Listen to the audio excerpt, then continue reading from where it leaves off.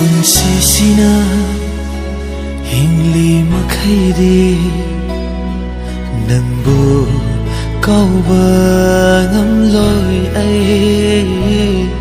punsisina hingli makhairi nangbu kauba ngamloi ai nangbu kauba mi kupto taibang miron tadrabani aise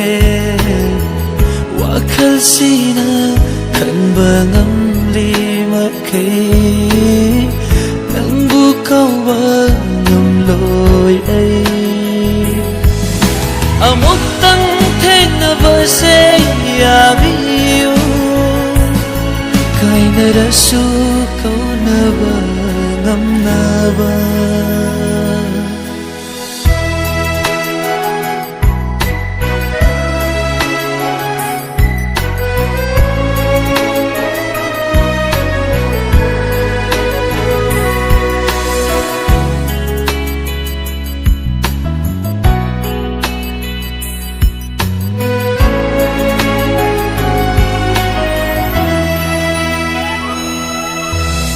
Sikiba kanasu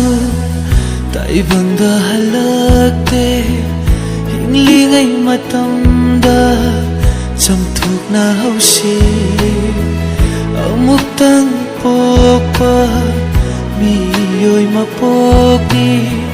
tawai tava kanaga hingmino waro from thiba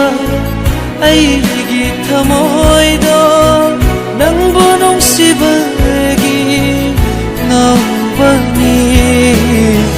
punsisina hingli nangi wakhalda thamoina pothari nangi manglanda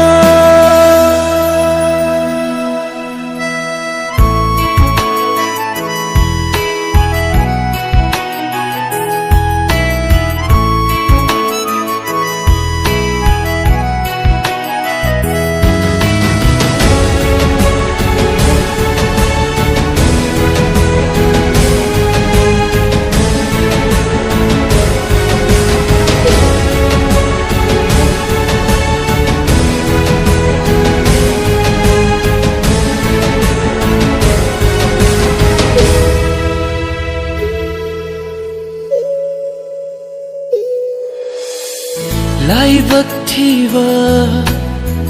thodok amada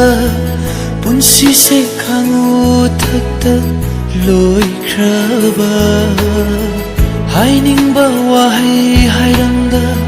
chatlani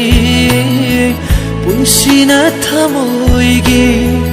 laman tolani hainingba hainasi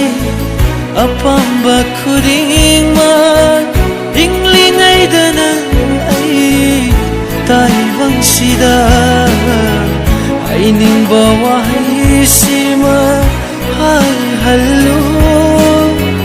yazragina ai kaina bada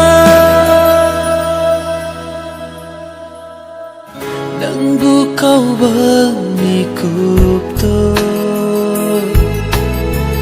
taibang miron tadrabani aise